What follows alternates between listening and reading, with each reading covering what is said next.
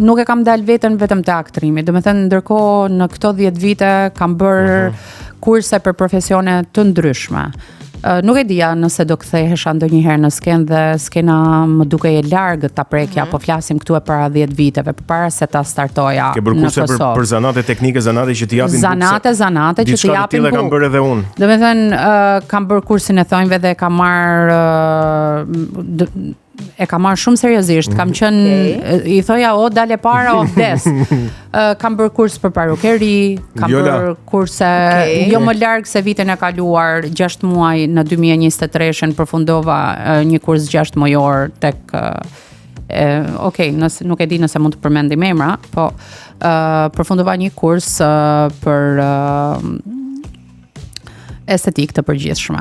Do të thënë e mora edhe një diplomë aty. Do të thënë vazhdimisht bëj kurse të ndryshme që i bëj jo ti je gati për gjithçka, që ti je gati për ditën e keqe. Ti jam gati për ditën e kiametit. Edhe pse besoj kam dëshirë dhe këto kurse i bëj kur mua më jepet që themin e shqiptarët na jepet për doresh, i bëj me pasion dhe i bëj me dëshirë, nuk i bëj se a i vën praktik apo jo, por e di që nuk e kam dalur veten që të mësoj gjëra të reja, që të bëj gjëra të reja. Edhe një aktor sigurisht i duan disa. Në fakt aktori duhet të kërcej, të bëj make-upin, besoj, duhet të jenë gjëra që duhet i njohë dhe kam përshtypjen gjithmonë duhet të. Sa më shumë profesione, aq më shumë pluse në xhepin e një aktori. Absolutisht, mua më duket gjë shumë mirë kjo që ti je përpjekur të mësosh edhe po themi zanate, gjëra teknike. Po doja të të pyesja sinqerisht, e ke pasur komplekse ndonjëherë njerëzit edhe për shkak të një farë statusi që kanë? E kupton, aktor ose inxhinier, po ja fuskot tani, nuk mund të ulem që të bëj një gjë të tillë, po themi. Nuk e ke pasur kompleks. Nuk e kam pasur kompleks. Kjo është gjë fantastike. Nuk e kam pasur kompleks dhe këtë do të ta them sepse motra ime ka një qendër estetike dhe së bashku vendosëm që ta hapnim një në Durrës. Në 2024, në janar 2024, edhe domethënë kam punuar nga janari 2024 deri në janarin e 2025-s. Kam punuar unë vetë, domethënë prisja klientet, ju shërbeja unë dhe habia më e madhe atyre ishte po pse nuk e prisja që ta bëje ti këtë punë. Dhe puna nuk është turp. Domethënë, jo, absolutisht. Puna nuk është turp. Për mua, absolutisht. Ne duhet kur ka të bëjë me të bukur, për mua duhet ta ngulisi mirë në mendje këtë që puna nuk është turp. Për mua, çudia më e madhe ishte pse janë kaq të kompleksuara klientët përballë meje. Sepse unë nëse nuk e zotroj mirë një punë që bëj, unë nuk e bëj fare. Po s'besoj që ka qenë çështja e kompleksit tek kam besim apo jo tek ajo kompleksi ka qenë që nuk e prisnin të isha unë ajo që do t'ju shërbej. Do me thënë prisnin që unë do me thënë punëtore të kisha punëtore të bëja sepse me aq mundësi sa kishim ne investuam dhe po prisnim duke ditur që jemi një popull goxha dembel me zi nga fundi vitit gjeta një punëtore me zi. Imagjinoj, do me thënë aktore tjetra. Aktore njohur tjetra dhe nuk gjeti punëtore. E kupton apo jo ç'a bëhet? Okej. Është e çuditshme përtej para gjykimeve që njerëzit kanë për ato 5 minutin ton që na shohin televizion, për make-upin, për veshjet glamour, domethënë mbrapa nesh ka një punë shumë të madhe. Absolutisht. Kur flasim duket si klishe, se duket sikur bëjmë namin, se bëjmë praktikisht çdo gjë që bëjnë edhe njerëzit e tjerë. Thjesht kemi një X faktor që kemi një talent siç e ke ti në zërin tënd apo ti në të moderuarin tënd, unë e kam në aktrim, po pjesa tjetër ngelet njëri i thjesht. Absolutisht. Gjithë secili ka një X faktor dhe mundohet ta gjej veten aty. Edhe unë kam këtë X-in këtu që ndoshta puna më e mirë që mund të bëj është aktrimi, po ndërkohë që aktrimi mund të shfrytëzosh edhe këto aftësitë e tjera. Aktrimi nuk dua të tingëlloj evrazhet, po kam qenë shumë me fat që për një 10 vjeçar kam bërë punë shumë të mira, kam krijuar fanbase-in tim, do të thënë Nuk jam dalur, absolutisht nuk jam dalur as edhe një sekond të mendoj jo se jam aktore madhe apo jam aktore vogël apo un kam ndjeksa apo do më paragjykojnë jo, un shoh punën time. Dhe çdo mëngjes aty në Durrës shkoja, hapja derën, laja vendin, pastroja dhe më shihnin njerëzit çfarë bën kjo. Pse duket kaq e çuditshme? Shija xhamat, domethënë. Mu kujtua një koment Ariola nga një bisedë dhe ishte komenti, se këtë e blini ju gazetarët se ju keni lek. Nuk e di pse krijohet përshtypja në Shqipëri që për çdo figurë që del në ekran, për çdo figurë që punon në botën e artit, ka lek o bën namin.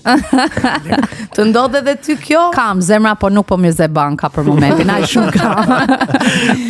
Ku i lë zakonisht? Këtu i kam gjitha këtu. Ariola, ajo që më kuptoj nga gjitha kjo që po thuat është që, dhe këtu jam realisht shumë kurioz, dhe ju të dyja ndoshta dhe mund të më thoni, si burr që jam, a është e vështirë ti është grua në këtë zanat në Shqipëri? Është shumë e vështirë, është jashtëzakonisht shumë e vështirë. Vështirësia e parë lind nga rrethi familjar.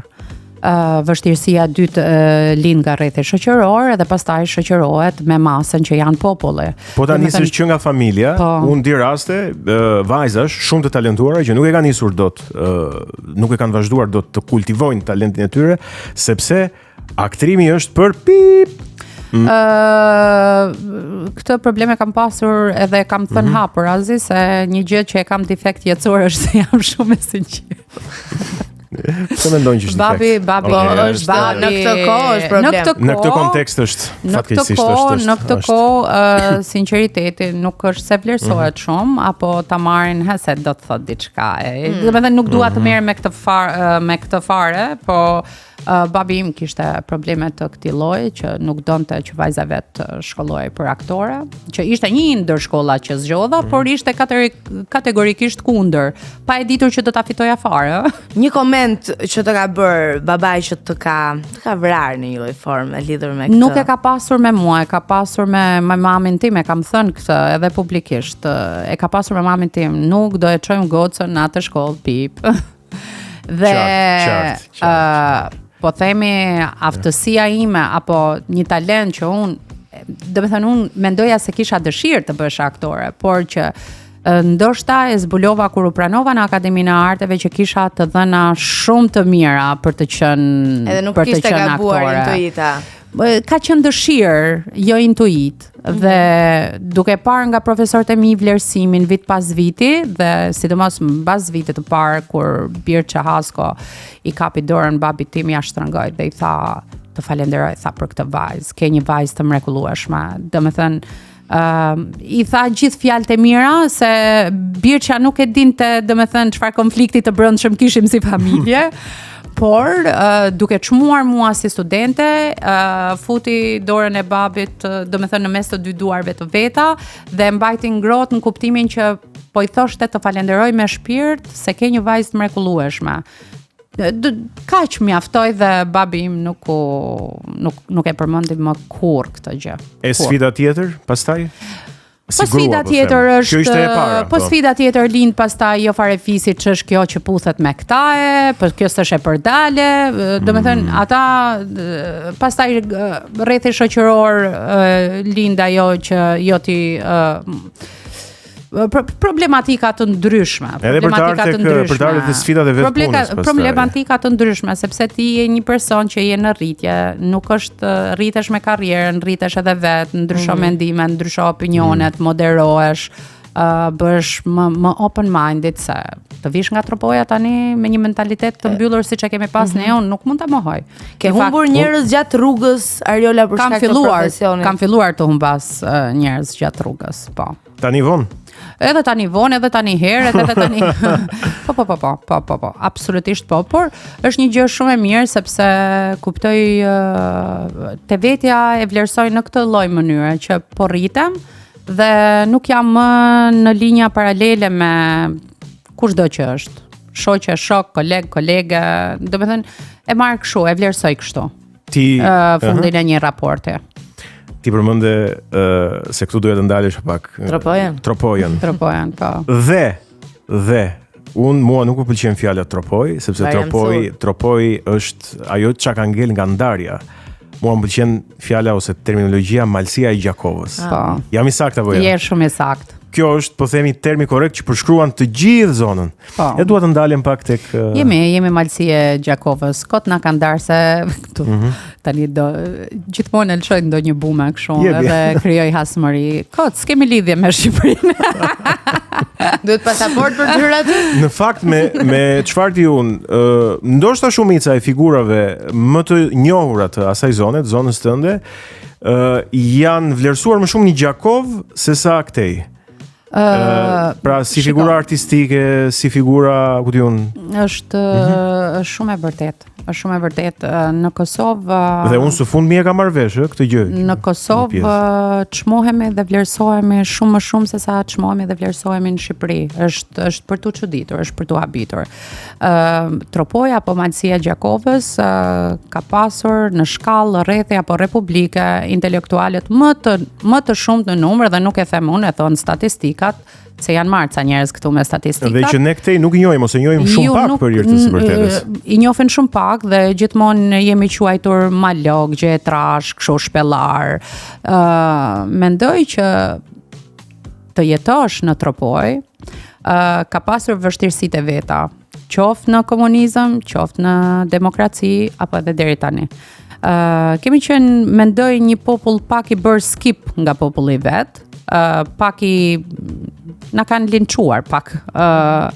Nuk e di, unë nuk e kam ndier shumë sepse unë nuk e kam pasur kur problem këtë pjesën e të pranuarit, por shoqet e mia për shembull që kanë ikur nga 8 vjeçarja dhe kanë bërë gjimnazin këtu, ato kanë trauma për jetimin të qenurit nga veriu, që shkon deri në kufit e racizmit. Nuk doja ta bësh një xhiro në Tiranë, thoja racizëm, po doja të thoja bullizim kështu i frikshëm, i pastër. Edhe mjafton të shkosh të bësh një racizëm është për një lloj race që nuk ka ngjyrën, gjuhën tënde apo kulturën tënde, po të qenurit në të njëjtën kulturë, në të njëjtin shtet dhe të bullizohesh për faktin që vjen nga veriu është e tmerrshme. Por ti nuk e ke ndier shumë. Unë nuk e kam ndier se nuk e kam problem, dhe nuk është se po e them tani që është kjo ariol këtu përballë jush, po se kam pasur problem kur kam ndier një lloj krenarie të çuditshme brenda vetes. Sepse unë si vajzë veriu, e lindur e rritur në veri deri në moshën 19 vjeç, kur kam ardhur këtu dhe jam krahasuar me pjesën tjetër të shoqërisë time, unë dija të bëja praktikisht çdo gjë dhe për mua asgjë nuk ishte e pamundur. Për mua çdo gjë ishte e mundur. Dhe mendoj që për këtë merit të veçantë ka vendi, terreni në të cilin jam rritur. Atë them edhe diçka dhe jam kurioz, po ti do ma korrigjosh nëse jam gabim. Un kam përshtypje dhe dua të jem pak i kujdesshëm edhe me zonat e tjera të veriut dhe po kërkoj ndjes paraprakisht, jo se do them ndonjë gjë, po thjesht mos krijojmë ndonjë konfuzion të kot. Po kam përshtypjen që në dallim nga shumë zona të tjera të veriut, vajzat dhe gratë e malësisë Gjakovës dhe Tropojës nuk janë, po themi, aq të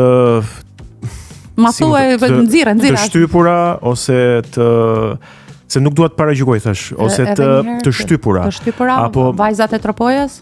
Pra janë disi më të lira, po them. Janë të lira? Ky është perceptimi apo e kam gabim? Jo, nuk e ke gabim. Vajzat e Tropojës për shkak të terrenit të vështirë do ta ceke, sepse unë kam jetuar dhe di të them, kur kemi jetuar po themi nga vitet 80 e këtej, se mbaj mend veten shumë mirë nga mosha 3 vjeç e sipër. Po të marrë shembull tezet e mia. Tezet e mia bënin 5 kilometra për të shkuar për të mbushur ujin e pishëm, për të furnizuar gjithë shtëpinë me nevojat bazike që janë për me sjell ujin 5 kilometra, po flasim këmbë dhe duke e mbajtur, duke e peshuar, dhe shkonin 3, 4, 5 herë. Vadisnin, prashisnin, domethënë praktikisht bazën e ushqimit e bënin vetë, e merrnin vetë, kishin kopshtari, kishin ara. Domethënë Tropoja heqim qytetin, se qyteti ka qenë një pjesë shumë e vogël. Patjetër, është një pjesë e vogël, po themi. Ne e dim që Tropoja për nga harta dhe për nga masia është një ndër dy qytetet më të mëdha në hartë, në territor, rreth Tropojës. Dhe qyteti ka qenë shumë i vogël, vazhdon të jetë shumë i vogël. Minimal si qytet, sa qyteti studentit ka një qendër administrative, po themi. Dhe pjesa më e madhe kanë qenë fshatrat. Dhe unë kam pasur fatin të rritem në këtë lloj jete, që është jeta e fshatit, jeta e bjeshkëve, domethënë kur gratë bëjnë stanin baraz me burrat, ku gratë presin drunj, domethënë këtu doja të dilja, Ariola. Domethënë pak si viking jemi ne. Pra, këtu doja të dilja, pra pavarësisht se i respektoj dhe i dua shumë dhe unë ata që më njohin e dinë që unë Veriun dhe Kosovën e kam pikë të dobët, sepse mendoj që aty është edhe zemra e shqiptarisë në Veri dhe në Kosovë. Po jemi një të shkutur. Po thoja këtë gjë që kam njohur edhe vajzat të Kukësit, edhe vajzat të Dibrës, edhe vajzat të Shkodrës, edhe vajzat të Mirditës, dhe vajzat e Malësisë Gjakovës më janë dukur më të lira se sa këto. Terreni për shkak të shumë gjërave që bëhen zinxhir, të thash, e vetmja gjë që tropojanti kanë nxitur për të dalë nga aty ku ishin, si një rreth i aneksuar nga të gjitha kahjet, sepse mbaj mend studente zgjohesha në 5 të mëngjesit dhe arrija në orën 2 të ditës në Tiranë për të qenë si studente. Atë itinerarin shumë orë. Domethënë më duket e papërceptueshme sot se sot Tropojën e ka për 3 orë gjysmë, por prap nuk ka rrugë të drejtë për drejtë të shkosh. Duhet i biesh prap rrotull. Duhet i biesh o rrotull nga qafa e malit, o duhet i biesh o rrotull nga Kosova të futesh me kufi e pa kufi, domethënë që më duken gjëra absurde akoma. Për shkak të terrenit të vështirë, vajzat e Tropojës kanë këto aftësi që kanë, janë kaq të forta sa janë kaq familjare sa janë. Domethënë unë mendoj që ato nuk i rrëzon asgjë. Për shkak të terrenit dhe për shkak të mentalitetit, po themi e vetmi arsye për t'ia dalë ka qenë Stirolaps, si thoshe Natullën a Stirolapsin apo Kazmën. Stirolapsi sigurisht që ka qenë më i lehtë dhe sigurisht që Tropoja bëri zgjedhjen e duhur, sepse gëzojmë faktin që kemi një numër të madh intelektualësh, gëzojmë faktin që kemi një numër të madh artistësh, gëzojmë faktin që kemi një numër të madh shkrimtarësh, edhe doktor shkencash.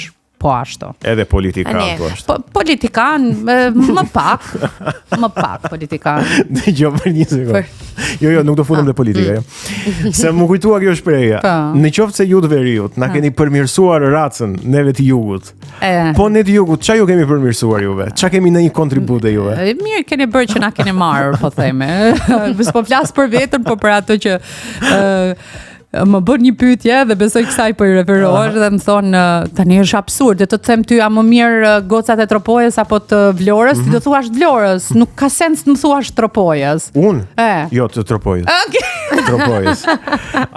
Ata që më njohin, gjithashtu e din që i kam pikë të dobët vajzat e Veriut. Kam qeshur me komentet e njerëzve, jashtëzakonisht shumë. Po është fakt që ne e zbukurojmë racën. Por e kaq të bukura jeni të gjitha ju? Zemër, unë nuk jam asgjë, ka edhe më të bukura dhe shumë më të bukura. Domethënë unë nuk e mbaj veten për të bukur, se kam marrë ndonjëherë. Mirë, tash dhe ti tani me këtë modestinë tash. Jo, sinqerisht nuk është modesti, ose është defekti i vajzave që janë paraqitshme që nuk janë rrit me atë që hajtë se e bukur. S'kan pasur nevojë ta konfirmojnë vetë. Por që Viola është e vërtet, unë si mashkull po ta konfirmoj, janë yje.